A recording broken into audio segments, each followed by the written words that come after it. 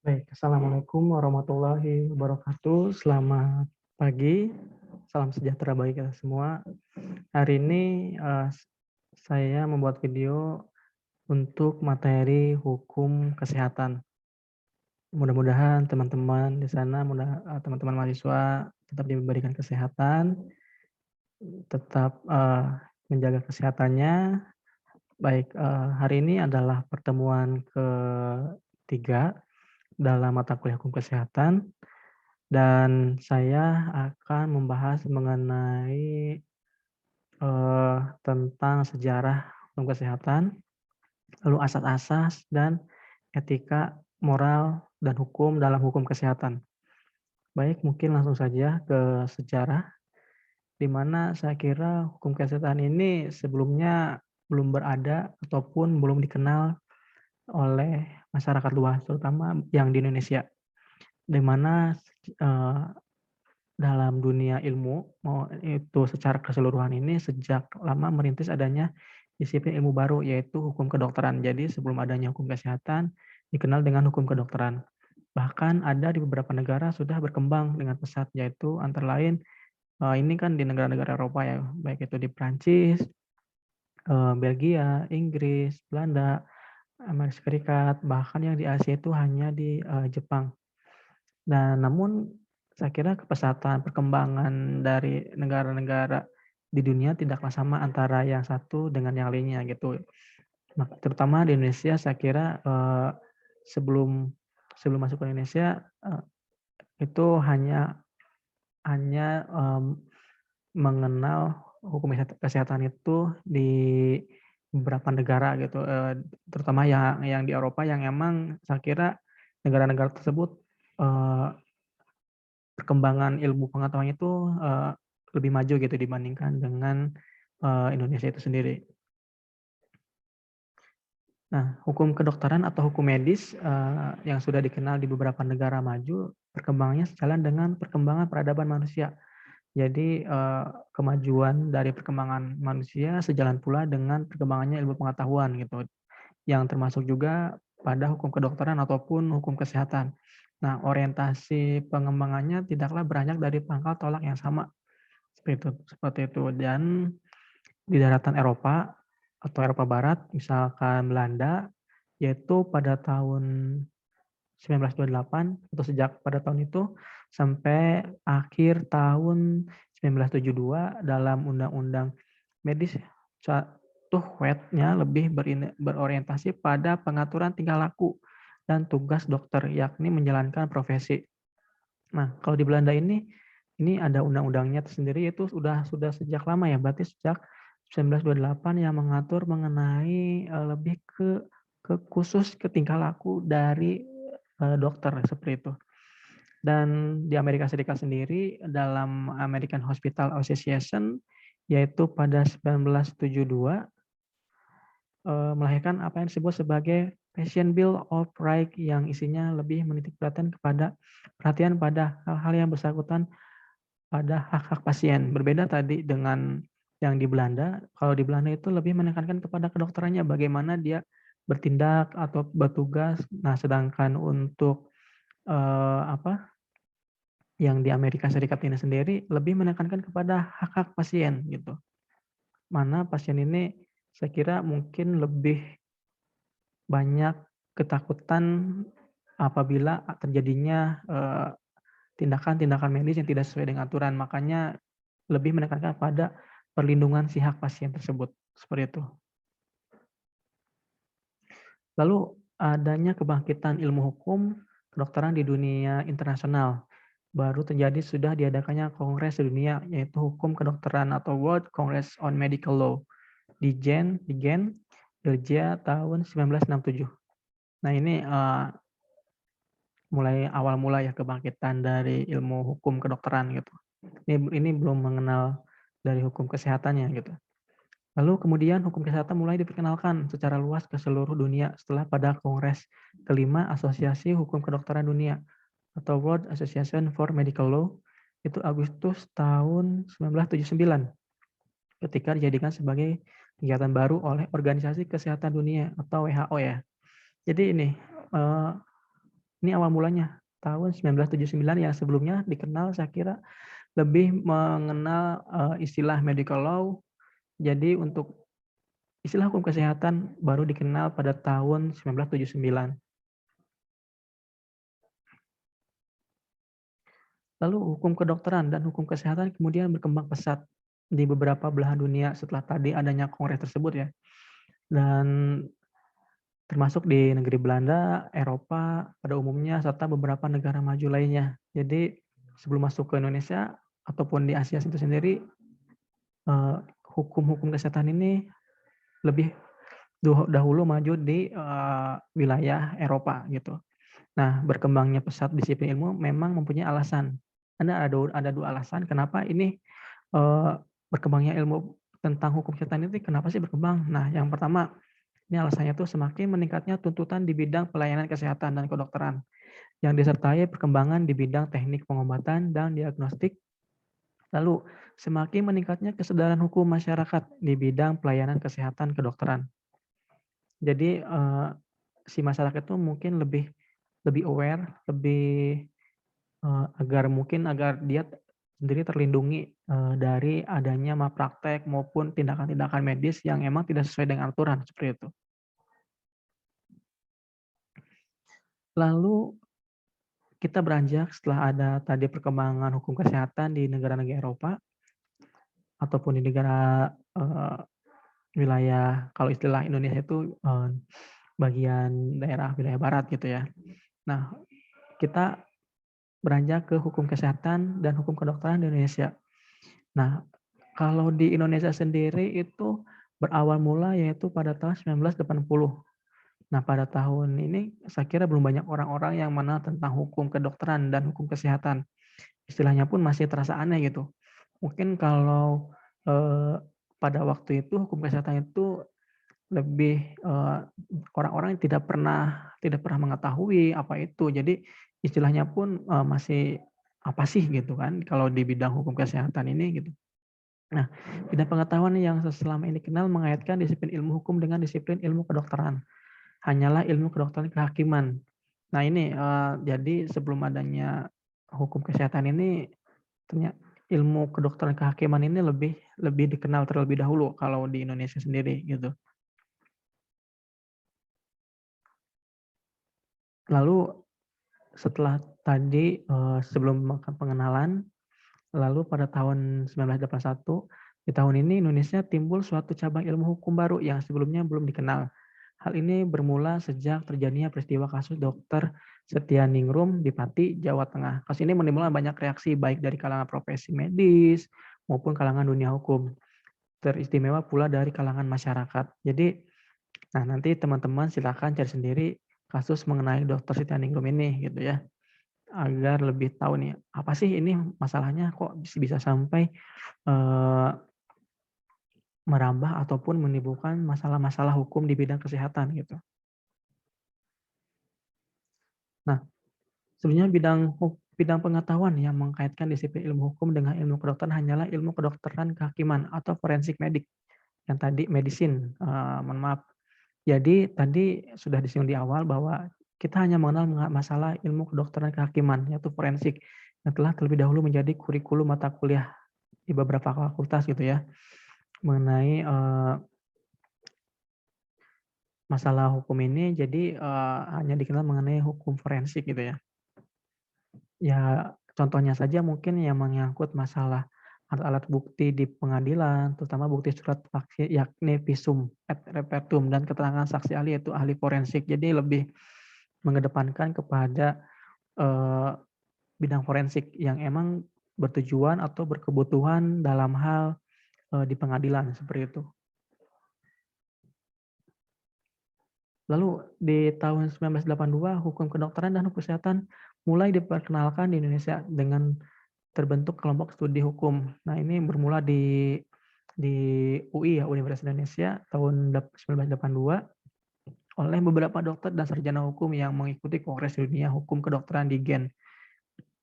Yang tadi ya, kelompok studi ilmu membentuk Perhimpunan untuk Hakim Kedokteran Indonesia atau Perhuki, yaitu Juli tahun 1983. Jadi, tadi sudah disinggung juga bahwa ada kongres sedunia. Nah, Indonesia pun ikut dalam kongres tersebut. Makanya dengan adanya tindak lanjutnya itu membentuk sebuah perhimpunan, yaitu Perhuki.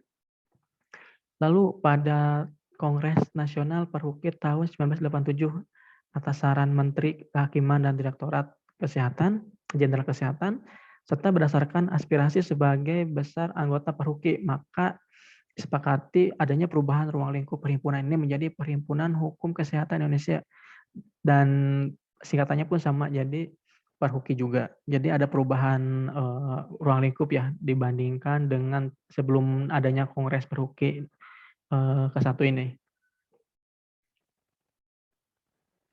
Nah, sejak peristiwa tadi yang kongres tersebut, bertemulah antara dunia hukum dengan dunia medis, Themis dan Aesculapius dalam suatu wadah baru di Indonesia menjadi suatu cabang baru disiplin ilmu hukum, yakni hukum medis, kemudian menjadi hukum kedokteran, dan akhirnya diperluas cakupannya pembahasannya menjadi hukum kesehatan, health law atau Gesundheitsrecht. Jadi antara hukum medis, hukum kedokteran, dan hukum kesehatan ini berbeda ilmu yang mungkin di slide sebelumnya ataupun di pertemuan kemarin yang emang saya belum membuat video, di PowerPoint saya sudah menjelaskan perbedaan-perbedaan dari hukum-hukum ini. Lalu kita beranjak ke asas hukum kesehatan. Nah, di sini ada ahli Schouten menyatakan bahwa ada 4 asas yang sifatnya sangat universal. Asas tersebut yaitu ini lebih menyangkut asas yang secara umum ya, di mana yang pertama itu asas kepribadian, yaitu manusia menghendaki adanya kebebasan individu sehingga berharap adanya pengakuan kepribadian manusia, di mana manusia dipandang sebagai subjek hukum, penyandang hak dan kewajiban. Nah, ini belum menyangkut ke masalah hukum kesehatan. Lalu asas persekutuan manusia menghendaki persatuan, kesatuan, cinta, kasih, dan keutuhan masyarakat berdasarkan keterlibatan. Lalu yang ketiga, adanya asas kesamaan, menghendaki adanya keadilan di mana manusia dipandang sederajat di dalam hukum, atau yang kalau istilah hukumnya itu lebih dikenal dengan equality before the law, atau asas kewibawaan. Yang terakhir yaitu menunjukkan bahwa hukum berwenang memberikan putusan yang mengikat para pihaknya. Jadi ini asas-asas umum yang emang disampaikan oleh Sultan. Nah, ini ada juga beberapa asas yang dikenal dalam ilmu kesehatan. Ini belum berhubungan dengan hukumnya ya, belum berhubungan atau belum bersinggungan dengan hukumnya. Yang pertama yaitu ilmunya dan hati nuraninya. Mungkin saya tidak menjelaskan karena ini lebih condong kepada ilmu kesehatan. Lalu nomor 1 ini bisa disebut kalau bahasa aslinya itu science, ethics, consequence, dan mungkin teman-teman bisa menyebutkan apabila saya salah dalam berucap ya, karena ini bukan bahasanya bukan mudah dimengerti juga gitu ya.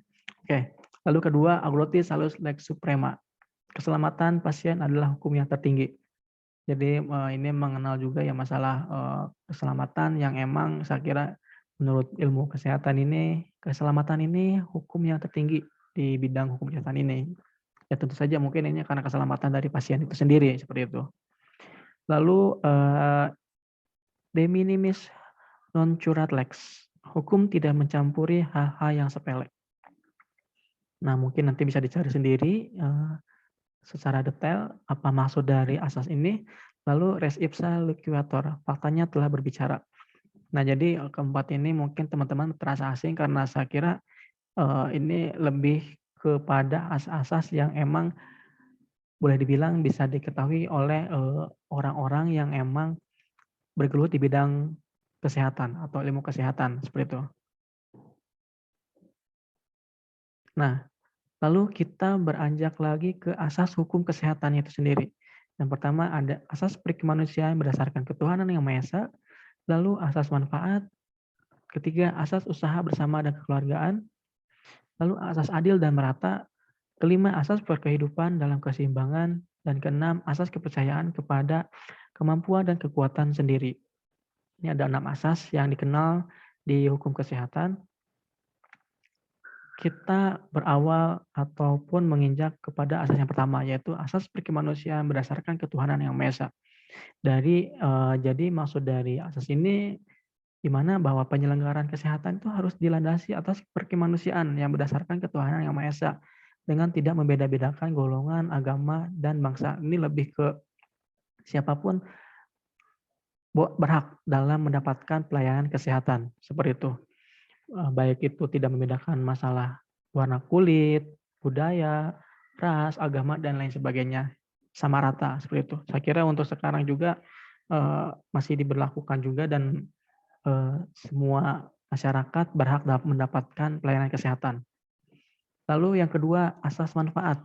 Berarti hal ini memberikan manfaat yang sebesar-besarnya bagi kemanusiaan dan berkehidupan yang sehat bagi setiap warga negara.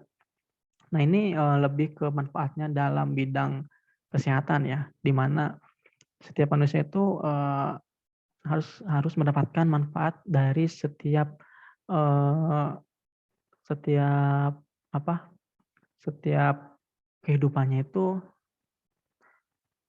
yang sehat. Terus bagi setiap warga negara itu ternyata kesehatan itu sangat penting dan hak-hak kesehatan pun harus dilaksanakan ataupun harus didapatkan. Lalu yang selanjutnya itu asas usaha bersama dan kekeluargaan. Yang mana di sini bahwa asas ini penyelenggaraan kesehatan dilaksanakan melalui kegiatan yang dilakukan oleh seluruh lapisan masyarakat dan dijiwai oleh semangat kekeluargaan. Tetap kalau Indonesia itu sendiri lebih ke gotong royong, kekeluargaan, jadi tidak serta-merta melakukan sebuah tindakan itu atas dasar pribadi gitu, tapi semua suatu kegiatan yang terutama di sini itu penyelenggaraan kesehatan ini berdasarkan atas kekeluargaan dan semangat kekeluargaan bagi masyarakat itu sendiri gitu. Lalu asas adil dan merata. Berarti bahwa penyelenggaraan kesehatan harus dapat memberikan pelayanan yang adil dan merata kepada segenap lapisan masyarakat dengan biaya terjangkau oleh masyarakat. Ya mungkin misalnya kalau dihubungkan dengan sekarang lebih ke pelayanan kesehatan ini siapapun berhak, baik itu yang mampu maupun yang tidak mampu. Makanya adanya asuransi kayak BPJS dan segala macam ini lebih mengutamakan adanya apabila masyarakat ingin berobat seperti itu tidak memikirkan biaya lagi gitu. Cuman pada faktanya mungkin kita bisa lihat sendiri bahwa ini tidak semua masyarakat bisa merasakan pelayanan kesehatan gratis maupun terjangkau gitu ya secara lapangan gitu. Meskipun masih banyak yang merasakan yang gratis juga, cuman yang tidak mendapatkan pelayanan gratis pun tetap banyak seperti itu dan di kita masih banyak ditemukan kasus-kasus seperti itu. Lalu asas peri kehidupan dalam keseimbangan, yang mana maksud dari asas ini yaitu penyelenggaraan kesehatan harus dilaksanakan seimbang antara kepentingan individu dan masyarakat, antara fisik dan mental, antara material dan spiritual. Jadi aspek-aspek ini harus seimbang gitu ya. Lalu yang selanjutnya itu asas kepercayaan pada kemampuan dan kekuatan diri, yang mana maksud dari asas ini yaitu penyelenggaraan kesehatan harus berlandaskan kepada kepercayaan akan kemampuan dan kekuatan sendiri dengan memanfaatkan potensi nasional seluas-luasnya. Seperti itu. Nah, saya kira selain asas-asas yang tadi sudah dijelaskan, ada juga yang berpendapat lain tentang asas yang ada di uh, ilmu hukum kesehatan.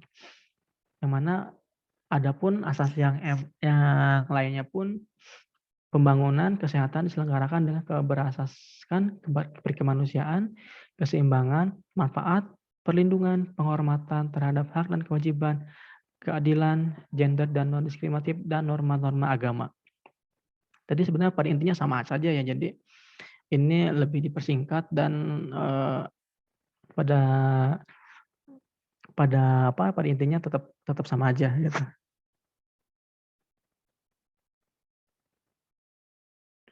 Lalu tujuan kita,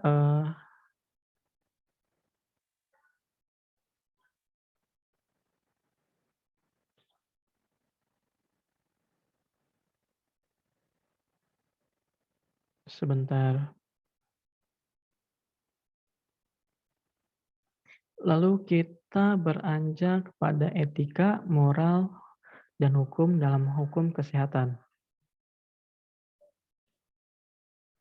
Nah, tujuan dari etik dan hukum adalah untuk mengatur tertib dan tentramnya pergaulan hidup dalam masyarakat. Nah, ini secara umumnya ya, jadi belum menyinggung kepada hukum kesehatan. Lalu etik merupakan norma, nilai, atau pola tingkah laku kelompok profesi. Jadi lebih mengedepankan ke profesinya itu apa, misalkan kalau di bidang kesehatan ke dokter, apoteker, terus dokter gigi dan lain sebagainya yang berhubungan dengan, eee, profesi seperti itu sendiri gitu. Lalu pekerjaan profesi mempunyai ciri pendidikan formal, berlandaskan etik profesi, mengutamakan pelayanan kemanusiaan, ada izin, intinya bahwa etik ini, merupakan norma dari profesi, seperti itu. Nah, profesi juga mencantumkan kewajiban memenuhi standar profesi, etika mempunyai sanksi moral, dan profesi mempunyai sanksi disiplin, profesi atau disiplin administratif.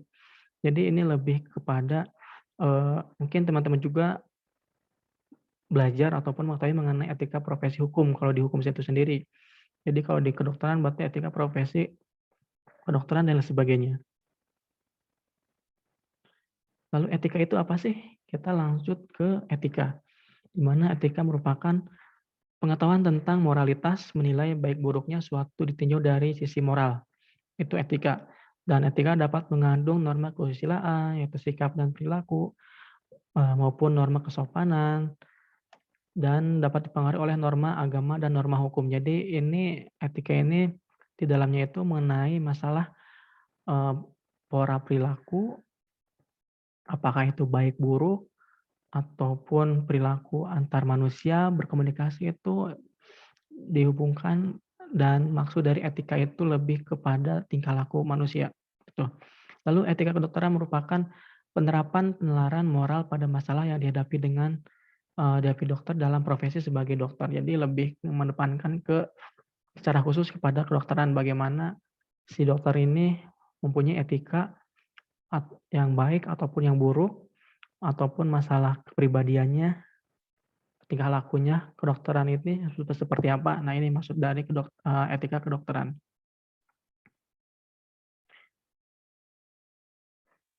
Lalu ini kita, mungkin ini teman-teman juga semua sudah tahu ya, yaitu tentang mengenai, hukum pengertiannya, lalu lebih ke hukum perdata itu apa, hukum pidana itu apa, saya tidak akan menjelaskan lebih dalam, dan teman-teman juga mungkin lebih lebih mengetahui di mata kuliahnya hukum perdata dan hukum pidana, seperti itu. Silakan.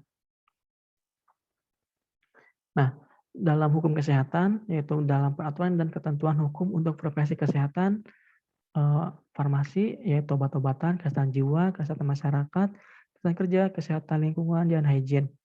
Nah, ini mengenai ketentuan hukum untuk profesi kesehatan ini ya. Baik, itu berarti kan, hukum kesehatan yang mengatur masalah, eee, yang berhubungan dengan kesehatan. Lalu tujuan pembangunan kesehatan atau Undang-Undang Kesehatan, pasal 3 untuk mendapatkan peningkatan kesadaran, kemauan, dan, kemampuan hidup sehat bagi setiap orang agar terwujud derajat kesehatan yang optimal dan lama, gitu ya. Intinya lebih ke, tujuan dari, hukum kesehatan ini sendiri atau kesehatan yang ada dalam undang-undang, kesehatan. Lalu, untuk meningkatkan kesadaran, kemauan, dan kemampuan hidup sehat bagi setiap orang agar terwujud derajat kesehatan masyarakat yang setinggi-tingginya sebagai investasi bagi pembangunan sumber daya manusia yang produktif secara sosial dan ekonomis.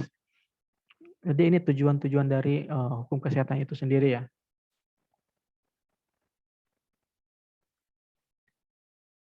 Tadi etika kedokteran,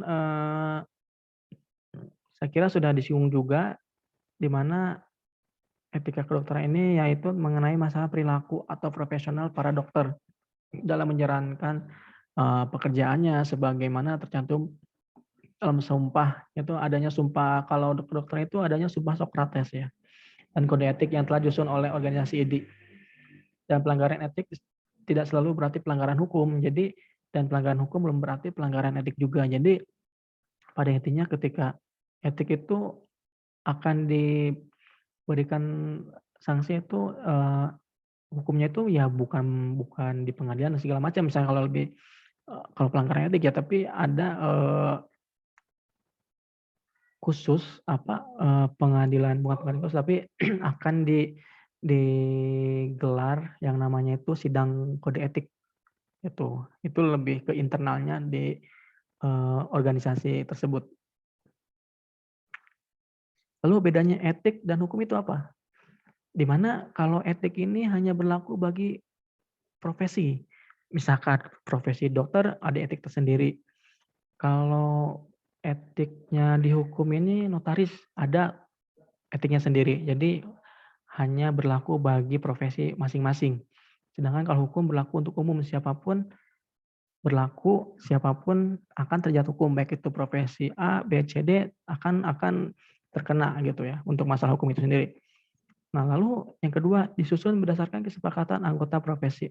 Jadi kan ini lebih ke internal, lebih ke profesi. Jadi pengaturannya pun ataupun pembuatannya pun hanya dilakukan oleh para profesi yang emang bergelut di bidangnya gitu. Sedangkan kalau untuk hukum itu sendiri disusun oleh badan pemerintahan yang berkuasa. Jadi misalkan boleh oleh DPR dan lain sebagainya. Dan etik bisa tertulis dan tidak tertulis. Jadi ini ya tidak ada ketentuan bahwa etik itu harus tertulis. Tidak. Jadi bisa tidak tertulis pun bisa gitu. Sedangkan kalau hukum itu ya tersusun dalam undang-undang dan lembaran negara dan lain sebagainya. Jadi kalau hukum tidak tertulis sepertinya sulit untuk ditegakkan, makanya kalau hukum lebih mengedepankan kepada yang tertulis gitu agar lebih adanya kepastian hukum. Sedangkan kalau sanksi juga etik yaitu berupa tuntutan. Jadi lebih ke internal, tidak melibatkan ke pengadilan dan lain sebagainya apabila itu hanya pelanggaran etik aja. Sedangkan sanksi hukum berupa tuntutan. Itu ya tadi penjara, terus denda dan lain sebagainya kalau hukum. Nah, kalau etik tadi saya sudah singgung di sebelumnya bahwa pelanggaran etik ini dijelaskan oleh profesi. Jadi ruang lingkupnya itu ketika ada permasalahan etik diselesaikan oleh organisasi tersebut gitu kan, agar etik ini tidak akan terjadi lagi gitu pelanggaran etik ini. Sedangkan pelanggaran hukum diselesaikan oleh aparat hukum ataupun pengadilan. Ya, kita mungkin anak hukum sudah tahu ya masalah ini ketika ada suatu pelanggaran ataupun contohnya pelanggaran ataupun tindak pidana diselesaikan di pengadilan seperti itu. Sedangkan kalau profesi ya diselesaikan di internalnya organisasi tersebut gitu. Lalu penyelesaian pelanggaran etik tidak selalu disertai bukti fisik. Nah, berarti kan ini lebih mengedepankan kepada bagaimana dia menjalankan profesinya, apakah kan itu tidak terlihat tuh, tidak apa maksudnya tidak ada bukti fisik yang nyata gitu ketika ada pelanggaran etik. Sedangkan kan kalau penyelesaian pelanggaran hukum harus dengan bukti fisik. Itu kan untuk bukti-bukti yang ada di pengadilan, apakah itu bersalah atau tidak gitu.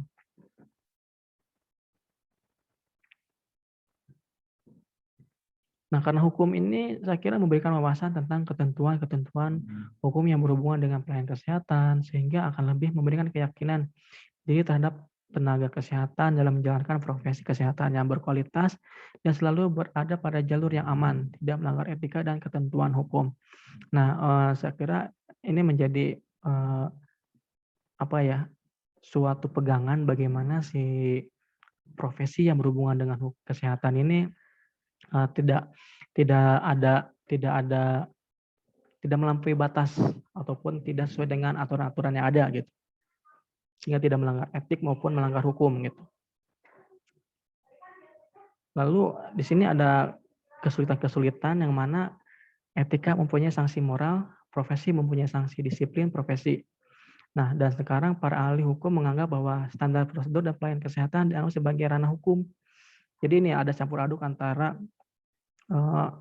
standar prosedur kesehatan dengan yang bersinggungan dengan hukum.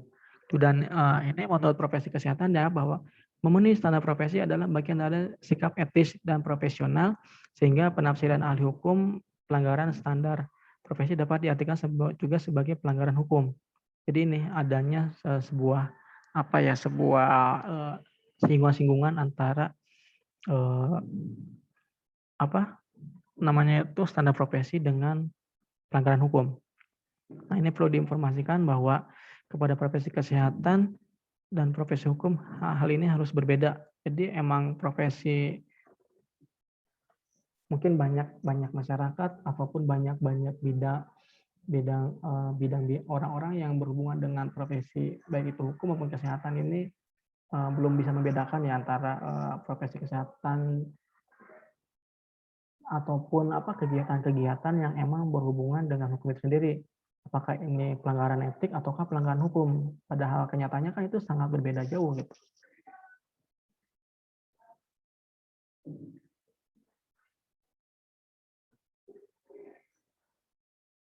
Lalu kita lanjut lagi ke kaidah dasar moral atau moral prinsipal, di mana ada dua, yaitu prinsip moral yang prinsip otonomi, yaitu prinsip moral yang menghormati hak-hak pasien, terutama hak otonomi pasien. Selanjutnya di klinik dibuat informed consent dalam setiap dokter melakukan tindakan.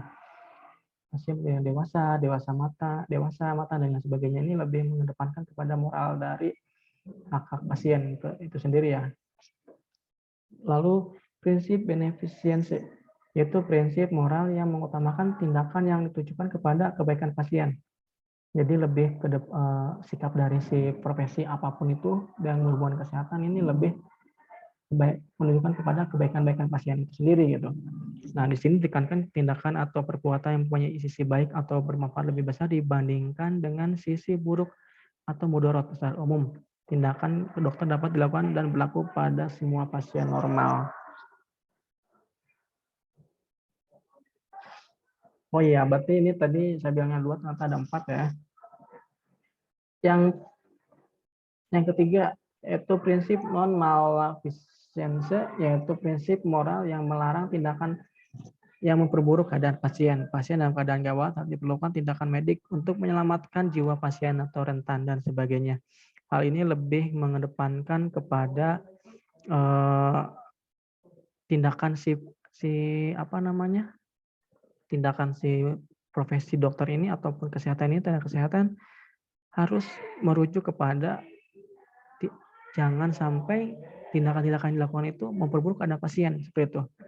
Lalu ada juga prinsip justice, yaitu prinsip moral yang mementingkan keadilan dalam bersikap maupun dalam mendistribusikan sumber daya. Yaitu konteks membahas mengenai hak orang lain selain dari pasiennya itu sendiri. Jadi ini lebih mengedepankan kepada sisi hukumnya itu sendiri ya. Mungkin itu saja saya kira untuk penjelasan mengenai sejarah, terus tadi itu ada asas dan etika moral di bidang hukum kesehatan. Terima kasih. Saya tutup. Wabillahi taufiq wal hidayah. Wassalamualaikum warahmatullahi wabarakatuh.